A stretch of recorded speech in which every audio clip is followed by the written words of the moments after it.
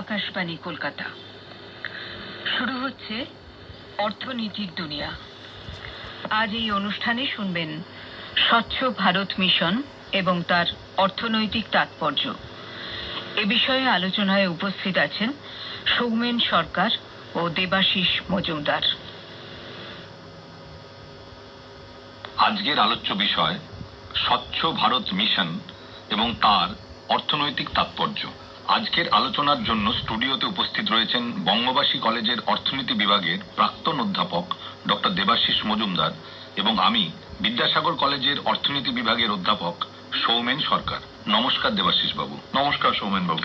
বর্তমানে পৃথিবীর উন্নয়নশীল এবং স্বল্পোন্নত দেশগুলোতে অর্থনৈতিক উন্নয়নের যে প্রক্রিয়া আমরা দেখছি, সেখানে অনেক বিষয়ের সাথে যে বিষয়টিকে বিশেষ গুরুত্ব দিয়ে দেখা হচ্ছে তা হলো সাধারণ মানুষের সুস্বাস্থ্য এবং স্বাস্থ্যকর পরিবেশে জীবন ধারণ।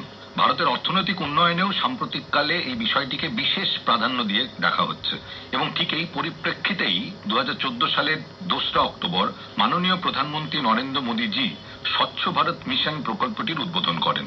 এই প্রকল্পের মেয়াদ আপাতত 2019 সালের 2 অক্টোবর পর্যন্ত।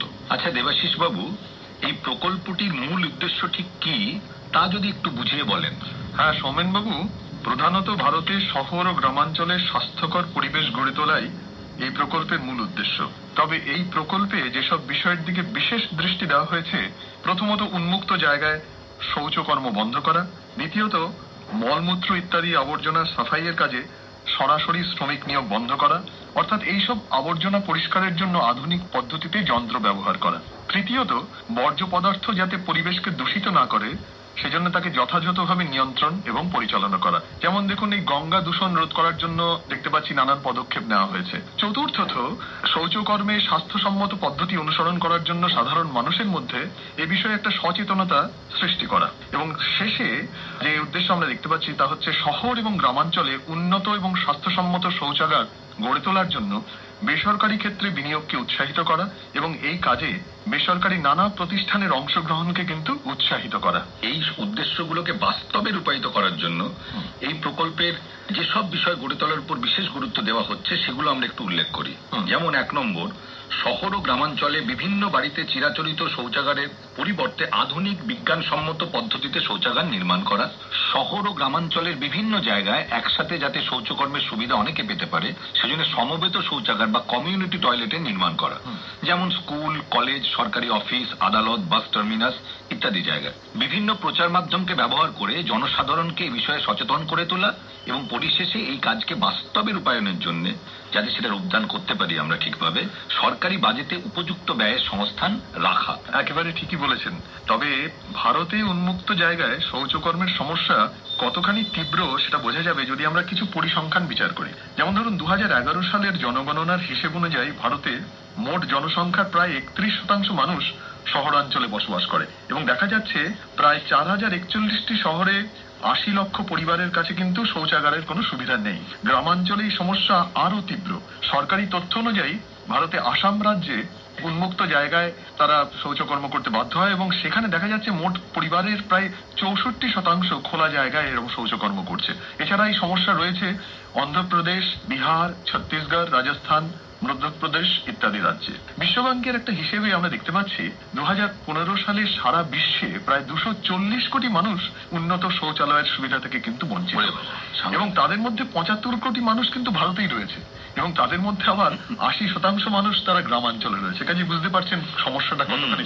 এখন প্রশ্ন হচ্ছে যে এই প্রকল্পের মাধ্যমে ভারতের শহর ও গ্রামাঞ্চলের সাধারণ মানুষের আর্থসামাজিক অবস্থা ঠিক কিভাবে প্রভাবিত হবে। প্রথমেই যেটা বলা যায় সেটা হচ্ছে উন্মুক্ত জায়গায় আমরা শৌচকর্ম করছি, তার ফলে পরিবেশ দূষণ ঘটছে এবং সাধারণ মানুষ নানান রোগের শিকার হচ্ছেন। যেমন ধরুন কলেরা, ডায়রিয়া প্রভৃতি। বিশ্ব স্বাস্থ্য সংস্থা বা ওয়ার্ল্ড হেলথ অর্গানাইজেশন বলছে যে 2015 সালে একটা রিপোর্টে তারা দেখাচ্ছে যে 2012 সালে ভারতে কেবলমাত্র এই স্বাস্থ্যকর পরিবেশের অভাবে প্রায় 1,19,000 মানুষ প্রাণ হারিয়েছেন। আরে বাবা। এবং তাদের মধ্যে শিশুর সংখ্যা 31,000-এরও বেশি। অর্থাৎ বুঝতেই পারছো যে সমস্যাটা ঠিক কতটা গভীর। অর্থাৎ এই প্রকল্পের সঠিক রূপায়ণের মাধ্যমে ভারতের শিশু মৃত্যুর হার কিন্তু কমিয়ে আনা সম্ভব। শিশু মৃত্যুর হারকে কমে আসা আমরা সবাই জানি যে দেশের অর্থনৈতিক উন্নয়নের একটি অত্যন্ত গুরুত্বপূর্ণ নির্দেশক। সাম্প্রতিক বিভিন্ন গবেষণায় এটা প্রমাণিত হয়েছে যে যদি নিকাশি ব্যবস্থা উন্নত করা যায়, বর্জ্য পদার্থ সঠিকভাবে নিয়ন্ত্রণ করা যায়, তবে মৃত্যু হার কিন্তু কমিয়ে আনা সম্ভব। এই প্রসঙ্গে আরেকটি বিষয় বলে রাখা দরকার। এই প্রকল্পের সঠিক রূপায়ণের মাধ্যমে ভারতে কিন্তু মানব মূলধন, যেটাকে আমরা বলি হিউম্যান ক্যাপিটাল, সেই গঠনের প্রক্রিয়াকে জোরদার কিন্তু করা যেতে পারে। মানুষ যখন সুস্বাস্থ্যের অধিকারী হয়, উপযুক্ত শিক্ষা এবং প্রশিক্ষণের মাধ্যমে দক্ষ হয়ে ওঠে, তখন সেই মানুষই মানব মূলধন হিসাবে কিন্তু গণ্য হয়। একদম। তারাই দেশের উৎপাদন এবং উৎপাদিকা শক্তি বৃদ্ধির কাজে যথার্থ সহায়তা করতে পারে। কোনো মানুষ যতদিন বেঁচে থাকে, তার মধ্যে যতদিন সে সুস্থ সবলভাবে বেঁচে থাকে, সেটাকেই কিন্তু আমরা বলতে পারি প্রকৃত বেঁচে থাকা। একদম। এই বিষয়টিকে বিশ্ব স্বাস্থ্য সংস্থা একটা পরিমাপকের সাহায্যে দেখাচ্ছেন, সেটাকে সংক্ষেপে বলছেন ওরা ডালি, ডিসেবিলিটি অ্যাডজাস্টেড লাইফ ইয়ার্স, অর্থাৎ অক্ষমতার প্রেক্ষিতে মানুষের জীবনকাল। যেমন ধরুন, কোনো মানুষ যদি তার 80 বছরের জীবনকালে 10 বছরই অসুস্থ থাকে, তবে তার ডালি হবে 70 বছর। বিশ্ব স্বাস্থ্য সংস্থার রিপোর্ট অনুযায়ী কেবল 2012 সালেই ভারতের প্রতি 1 লক্ষ মানুষের সম্ভাব্য জীবনকাল থেকে 487 বছর এভাবে নষ্ট হয়েছে শারীরিক অসুস্থতা এবং অক্ষমতার কারণে। অর্থাৎ প্রতি 1 লক্ষ মানুষে 487 জন শারীরিক অসুস্থতার কারণে সারা বছর কর্মক্ষম ছিল না। কাজে বোঝা যাচ্ছে স্বচ্ছ ভারত মিশনের সঠিক রূপায়ণের মাধ্যমে আমরা মানুষের বেঁচে থাকাকে কিন্তু আরো অর্থবহ করে তুলতে পারি। সেই প্রসঙ্গে বলতে পারি, নোবেলজয়ী অর্থনীতিবিদ রবার্ট ফোগেল 1993 সালে তিনি নোবেল পেয়েছিলেন। আচ্ছা। তার গবেষণায় দেখিয়েছেন যে কোন দেশ যদি স্বাস্থ্য বা প্রাথমিক স্বাস্থ্য খাতে ব্যয় বৃদ্ধি করে, তবে সেই দেশের জনগণ সুস্বাস্থ্যের অধিকারী হতে পারেন এবং তাতে সামগ্রিক কর্মদক্ষতা এবং জীবন ধারণের মান কিন্তু উন্নত হয়। আচ্ছা। তার গবেষণায় দেখা যাচ্ছে যে 1780 সালে গ্রেট ব্রিটেনে প্রায় 20% মানুষ শুধুমাত্র পুষ্টিকর খাদ্যের অভাবের কারণেই তাদের কর্মদক্ষতা হারিয়েছিলেন। দেখা গেছে 1775 থেকে 1975, অর্থাৎ প্রায় 200 বছর সময়কালের মধ্যে সেখানে স্বাস্থ্যের উন্নতির ফলে শ্রমিকদের গড় উচ্চতা প্রায় 3.5 ইঞ্চি বৃদ্ধি পেয়েছে। আচ্ছা। এবং তাদের গড় মজুরিও কিন্তু পাল্লা দিয়ে সেই সময়ের মধ্যে বৃদ্ধি পেয়েছে। তাছাড়া এটাও তিনি দেখিয়েছেন যে 1790 থেকে 1980 সালের মধ্যে গ্রেট ব্রিটেনে এই যে মাথাপিছু আয়ের যে বৃদ্ধি, তার 30% সৃষ্টি হয়েছিল শ্রমিকদের স্বাস্থ্যের উন্নতির কারণে। আচ্ছা। তার মধ্যে একটি দেশ অর্থনৈতিক দিক থেকে পিছিয়ে পড়ার অন্যতম প্রধান কারণ হলো শ্রমিকদের অনুন্নত স্বাস্থ্য। আবার শ্রমিকদের অনুন্নত স্বাস্থ্য বা সুস্বাস্থ্যের অভাবেই কিন্তু একটি দেশ অর্থনৈতিক দিক থেকে পিছিয়ে পড়ে। অর্থাৎ এটি একটি ভিসিয়াস সাইকেল বা দুষ্ট চক্র। সুতরাং অর্থনীতির এই দৃষ্টিকোণ থেকে যদি আমরা স্বচ্ছ ভারত মিশনের মূল উদ্দেশ্যকে বিচার করি, তবে অবশ্যই বলা যায় যে এই প্রকল্পের সঠিক রূপায়ণের মাধ্যমে সাধারণ মানুষের সুস্বাস্থ্য যদি নিশ্চিত করা যায়, তবে অবশ্যই ভারতে অর্থনৈতিক প্রসার ঘটবে এবং এই যে দুষ্ট চক্র, সেই চক্র থেকে ভেঙে কিন্তু আমরা বেরিয়ে আসতে পারবো। অত্যন্ত গুরুত্বপূর্ণ একটি বিষয় আপনি উল্লেখ করেছেন। বিভিন্ন গবেষণায় কিন্তু এটাও প্রমাণিত হচ্ছে যে যে মানুষ বা যে শিশু সুস্বাস্থ্যের অধিকারী হয়, তার শিক্ষা গ্রহণের প্রক্রিয়াও কিন্তু মসৃণ হয়। যেমন ধরুন, যে ছাত্র বা ছাত্রী বারবার অসুস্থ হয়ে পড়ছে, তার পক্ষে নিয়ম মাফিক স্কুলে যাওয়া বা কলেজে যাওয়া সম্ভব হয় না। কাজেই স্বচ্ছ ভারত মিশন রূপায়ণের মাধ্যমে পরোক্ষভাবে কিন্তু এমন এক পরিবেশ সৃষ্টি করা সম্ভব হবে যেখানে স্কুলে বা কলেজে অসুস্থতার কারণে অনুপস্থিতির হার কিন্তু কমানো যাবে। এই প্রকল্পের যে অর্থনৈতিক প্রভাব, সেটা যদি আমরা বিচার করতে যাই, তাহলে আরো একটি বিষয় উল্লেখ করতে পারি। সেটা হলো যে সরকার এই প্রকল্পকে কার্যকর করে তুলতে গিয়ে একটা বিপুল পরিমাণ অর্থ ব্যয় করবেন এবং তার মাধ্যমেও কিন্তু অর্থনীতির বিভিন্ন ক্ষেত্রে প্রত্যক্ষ এবং পরোক্ষভাবে উৎপাদন এবং কর্মসংস্থান বৃদ্ধি পাবে। সরকারি হিসেব অনুযায়ী 2014 থেকে 19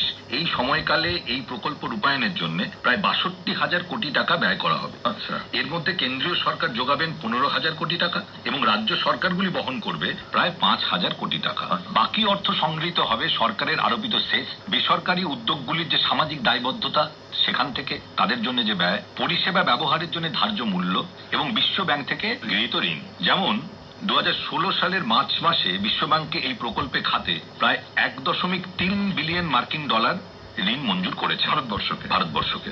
ভারতে গ্রামাঞ্চল এবং শহরাঞ্চলে বৈজ্ঞানিক প্রথায় শৌচাগার নির্মাণ, বিভিন্ন ট্রেনে বায়ো টয়লেট ব্যবস্থা প্রচলন, শহরাঞ্চলে বর্জ্য পদার্থ নিকাশি এবং তার যথার্থ পরিচালনা ইত্যাদি নানা কাজে এই অর্থ ব্যয় হবে। ফলে যেসব সংস্থা এবং কর্মচারী এই নির্মাণ কাজের সাথে যুক্ত থাকবেন, তারা একদিকে যেমন অতিরিক্ত আয়ের সুযোগ পাবেন, তেমনি সামাজিক সম্পদ সৃষ্টির কাজেও এটা সাহায্য করবে। এবং সরকারি তথ্য অনুযায়ী আমরা দেখছি প্রায় 14টি বেসরকারি সংস্থা এবং 71টি সরকারি সংস্থা এই কাজে সহায়তা করছে। দেখা যাচ্ছে 2015 সালের আগস্ট মাস পর্যন্ত ভারতবর্ষের গ্রামাঞ্চলে প্রায় 46% পরিবার আধুনিক শৌচাগারের সুবিধা কিন্তু ভোগ করেছে। উদ্দেশ্য হলো 2019 সালের মধ্যে ভারতে উন্মুক্ত জায়গায় শৌচকর্ম একেবারে বন্ধ করা। এছাড়া এই প্রকল্পের মাধ্যমে অর্থনীতিতে অংশগ্রহণমূলক উন্নয়ন বা পার্টিসিপেটরি ডেভেলপমেন্ট এর কাজও কিন্তু প্রসারিত হচ্ছে। আচ্ছা, কারণ দেশের নানা প্রান্তে স্কুল কলেজ, নানা প্রতিষ্ঠানের ছাত্রছাত্রী, কর্মচারী বৃন্দ স্বেচ্ছায় পরিবেশকে পরিচ্ছন্ন রাখার জন্য শ্রমদান করছেন। বাহ। এটা একদিকে যেমন পরিবেশকে পরিচ্ছন্ন রাখার কাজে সাহায্য হচ্ছে, অন্যদিকে তেমনি নিজের পরিবেশকে পরিচ্ছন্ন রাখার ব্যাপারে অংশগ্রহণকারীদের যে দায়িত্ব ও সচেতনতা সেটাও কিন্তু অনেকটা বাড়ছে। কাজে আশা করা যায় 2019 সালের মধ্যে ভারতে এই উন্মুক্ত জায়গায় শৌচকর্ম যদি সম্পূর্ণ বন্ধ করা যায় তাহলে অবশ্যই দেশের মোট অভ্যন্তরীণ উৎপাদন বৃদ্ধির সুযোগ সৃষ্টি হবে এবং এর ফলে দেশের অর্থনৈতিক বৃদ্ধির হার কিন্তু দ্রুততর হবে বলে আমি মনে করি। একটা বিষয় কিন্তু আমাদের অবশ্যই মাথায় রাখতে হবে, সেটা হচ্ছে যে সরকারের যে কোনো প্রকল্পের সঠিক রূপায়ণ এবং তারই প্রভাবকে দীর্ঘস্থায়ী করার জন্য কেবলমাত্র সরকারি কিছু দপ্তরের কাজকর্ম আর সরকারি কর্মচারীদের কাজকর্মের উপরেই তা নির্ভর করে না।